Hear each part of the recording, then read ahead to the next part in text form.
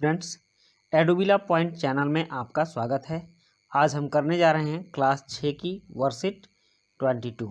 ये वर्कशीट विज्ञान की है और आज के वर्कशीट में हम लोग विद्युत तथा परिपथ के बारे में जानेंगे।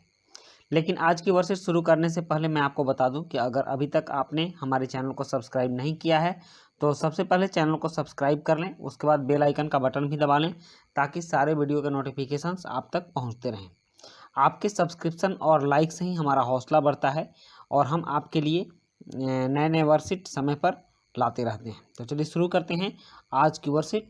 विद्युत तथा परिपथ। विद्युत और परिपथ मतलब उसका रास्ता, विद्युत किस रास्ते से कैसे जाती है, कौन सी वस्तु विद्युत की कुचालक है और कौन सी वस्तु विद्युत की सुचालक है, इस बारे में आज जानेंगे। तो सबसे पहले हम जानते हैं फ्यूज। फ्यूज एक ऐसा सुरक्षा उपकरण है जो किसी भी उपकरण या सर्किट को किसी भी हानि से बचाने के लिए इस्तेमाल किया जाता है।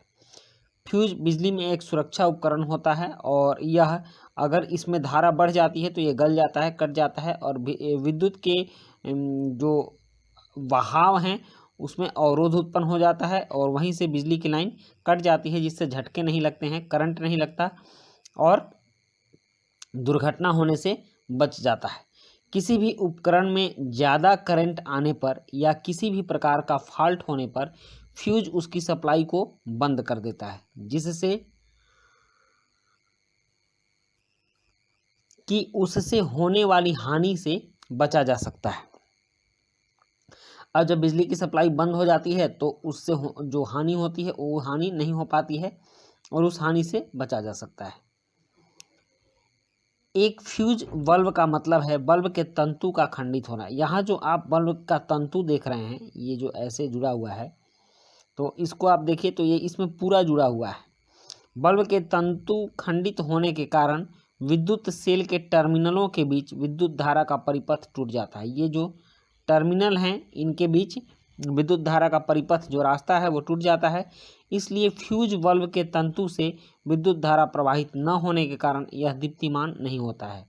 आप इस बॉल को देखिए, इसमें बीच में ये तंतु गैप है, टूटा हुआ है, तो ये फ्यूज बॉल है और ये सही बॉल है। तो फ्यूज बॉल से विद्युत धारा के तंतु का प्रवाह नहीं होता है, जिससे इसमें यह दीप्तिमान नहीं होता है, प्रकाश नहीं देता है। तो हमने समझ लिया कि फ्यूज बल्ब किसे कहते हैं, मतलब और फ्यूज किसे कहते हैं। फ्यूज जो विद्युत धारा में एक सुरक्षा उपकरण होता है और करंट ज़्यादा होने पर या फिर कहीं शॉर्ट सर्किट होने पर करंट को के बहाव को रोक देता है, जिससे कि होने वाली दुर्घटनाओं से बचा जा सकता है। तो इस उपकरण को फ्यूज कहते हैं। अब यहाँ पर एक छोटा सा अभ्यास प्रश्न है कि पहचान करें कि उपरोक्त बल्बों में से कौन सा बल्ब फ्यूज है और क्यों। तो आप यहाँ देख लीजिए, यहाँ दो बल्ब हैं। तो ये बाएं साइड वाला जो बल्ब है इसके तंतु टूटे हुए हैं, कटे हुए हैं, इसलिए यह फ्यूज है, क्योंकि इससे विद्युत अवरोध हो रहा है। बिजली की धारा एक टर्मिनल से दूसरे टर्मिनल तक नहीं जाएगी और बल्ब दीप्तिमान नहीं होगा। तो आप इसमें लिखेंगे कौन सा बल्ब फ्यूज है, तो आप लिखेंगे बाईं ओर वाला, बाईं ओर का, क्योंकि इसके तंतु टूटे हुए हैं, टूटे हुए हैं, ओके, क्योंकि इसके तंतु टूटे हुए हैं। और इसके बाद कह रहा है हवा। हवा विद्युत रोधक है। हवा क्या है? विद्युत रोधक है। अगर हवा विद्युत चालक होती तो बिना तार के बल्ब तक बिजली पहुंच जाती और बल्ब बिना तार के दीप्तिमान हो जाता। अगर हवा विद्युत की चालक होती और यहाँ पर पोल लगा होता तो सारे परिवेश में हवा फैल जाता। इससे तार में से जाती हुई विद्युत चारों तरफ फैल जाती और वह बहुत खतरनाक स्थिति होती। तो इस तरह की जब स्थिति होती तो बहुत खतरनाक होती, क्योंकि सारे हवा में बिजली फैली होती और हम जहाँ से भी जाते हमको करंट लग जाती। इसलिए हवा विद्युत की चालक नहीं है, विद्युत रोधक है। अब यहाँ पर कुछ मिलान करने के लिए आपको टास्क दिया गया है, तो आप इस चीज़ का मिलान कर लें। जैसे यहाँ स्तंभ क का स्तंभ ख से मिलान करना है, यहाँ संख्या है और ये बिजली के ये सामान है, इनका क्या काम है, इसको इससे मिलान करना है। स्विच, यहाँ पहला है स्विच, तो स्विच क्या करता है?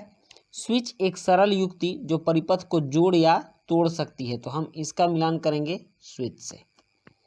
उसके बाद है फिलामेंट। फिलामेंट क्या करता है? विद्युत धारा के प्रवाह से दीप्तिमान हो जाता है, तो आप इसको मिलाएंगे इससे।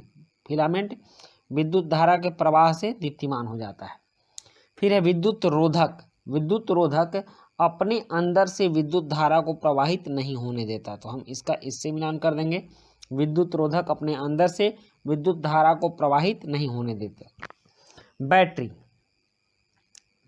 बैटरी वह उपकरण है जो रासायनिक ऊर्जा को विद्युत ऊर्जा में बदलता है।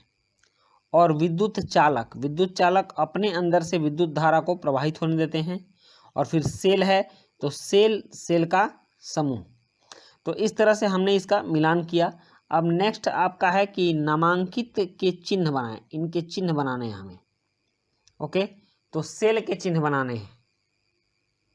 पिछले वर्कशीट में हम लोगों ने इसका चिन्ह देखा था, तो आज के वर्कशीट में हम बनाएंगे सेल का चिन्ह बनाएंगे। तो सेल का चिन्ह ऐसा होता है, पहले एक बड़ी लाइन और फिर उसके नीचे एक छोटी लाइन।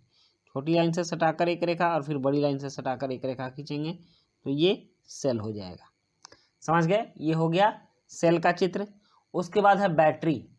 तो बैटरी के चित्र के लिए हम इसके दूसरी ओर बड़ी लाइन खींचेंगे, दो बड़ी लाइन, और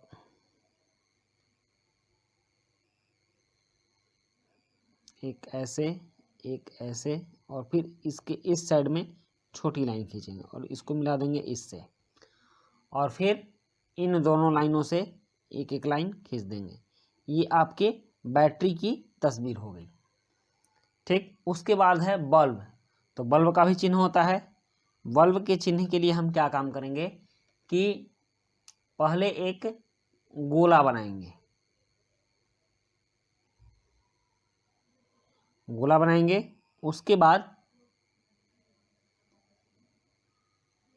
इसके दोनों साइड से एक एक तार खींचेंगे और फिर इसमें एम के आकार की आकृति बनाएंगे।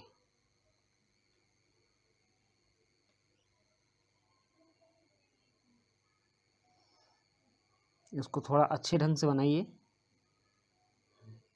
तो ये आपके बल्ब की आकृति हो गई। ये बल्ब की आकृति हो गई। उसके बाद है स्विच ऑन की स्थिति में। तो स्विच ऑन की स्थिति में काफ़ी सहज है, इसको भी आप बना सकते हो। आप थोड़ा सा इसको डिप कर लो और इससे दो गोले बना दो, फिर अब इसको पतला कर लो। इसके ऊपरी सिरा को आप मिला दीजिए और इसके दोनों साइड से लाइन खींच दीजिए।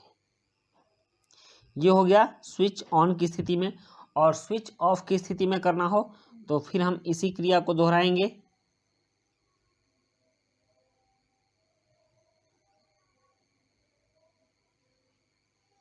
बहुत सिंपल है ये।